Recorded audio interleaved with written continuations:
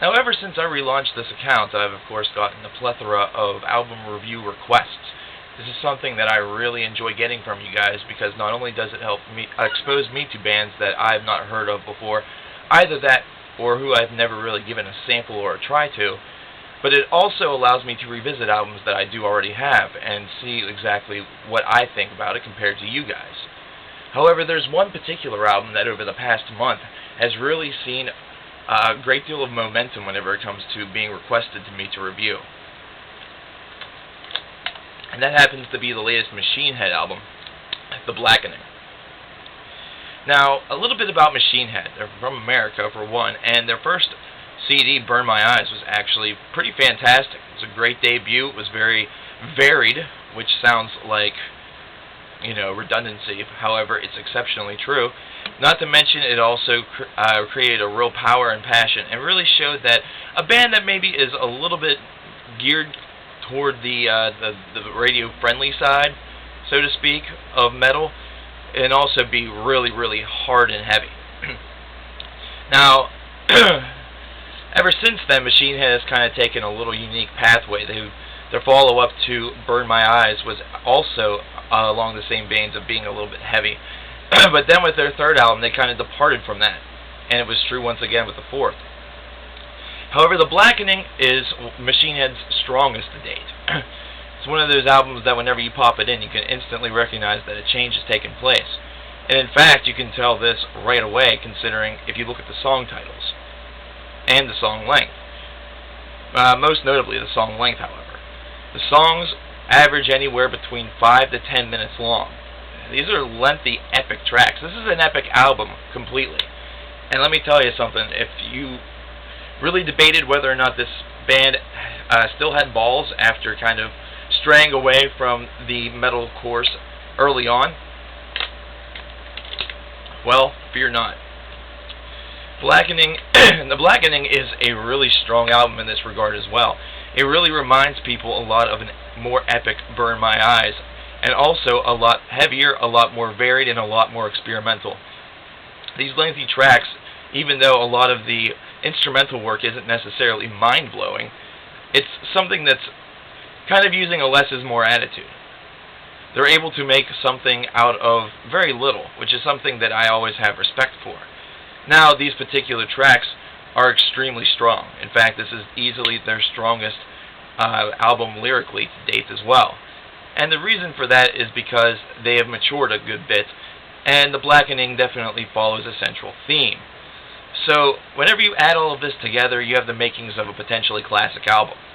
And in fact, in 2005, it was in many top 20 lists, and a lot of people really love this album to this day. It's not one that's necessarily lost momentum. In fact, I still sell copies of this album in the store every so often, which is pretty awesome, actually. However, the one thing for me is that while Machine Head has definitely put out a grand magnum opus with this particular album, it really is an album that for me is not seen as perfection. And there's no real central reason why, should I say, that it happens to be the case. It's more of just the fact that there are songs that hit me the right way, there are others that hit me the wrong way, and sometimes the length is actually more of a disadvantage and a distraction than it is a positive. While I do enjoy epic music, I mean, take a look at my catalog and things that I have reviewed in the past, so I am a fan of the epic nature. This is a band that you never would expect to do it. So while the songcraft is all extremely solid and it's very well done, it's still something that's kind of a new idea for me for a band like this. Now, another example of a band that you would never think would do an epic, but did, was the band Evans Blue, before they broke up. And that was on the Pursuit, Ends When Blah Blah Blah Blah Blah Begins. I forget the title of the album off the top of my head, but they have a 9-minute long song that's sort of reminiscent to Tool. With Machine Head, this is actually more reminiscent to a lot of their older stuff mixed in with a little bit of Sepultura and a little bit of Soulfly. I know there are two projects that are done by the same person, but hey, it's cool. Rob Flynn, very cool guy. Not to mention, excellent job on this particular album. Something that's really amazing to see whenever you reinforce that Machine Head's catalog was very different whenever they started. So this is really what many people could consider a step in the right direction. Now, the one problem with this album is that we haven't seen a follow-up now, and it's been about 4 or 5 years. So, the real question is how are they going to follow up the Blackening? Is it possible to follow up the Blackening, or has this album really shown Machine Head at their apex, at their pinnacle, where they really can't do anything to top it? There are some bands that fall victim to this trap, where there's only one, or there's a breakthrough album, an album that ends up being really good, and then every subsequent album afterwards doesn't seem to measure up. A good example is actually Between the Buried and Me with their album Colors. While The Great Misdirect was a good album, Colors is still superior, and superior actually by a long shot now that I've listened to both again. So, all I have to say is that if you haven't checked out The Blackening by Machine Head, definitely do it. If you've heard a lot of negative things about Machine Head during the middle part of their career, ignore it. Because this has nothing to do with the middle of their career, and it actually has just a little bit to do with the first part of their career. It's almost like they've taken a new progressive direction. However, the music itself is not really progressive. So, definitely go into this album with an open mind and prepare to be blown away. This album is a solid 8.5 out of 10 from coverkillernation, and definitely stands the test of time as one of the best albums of that particular year.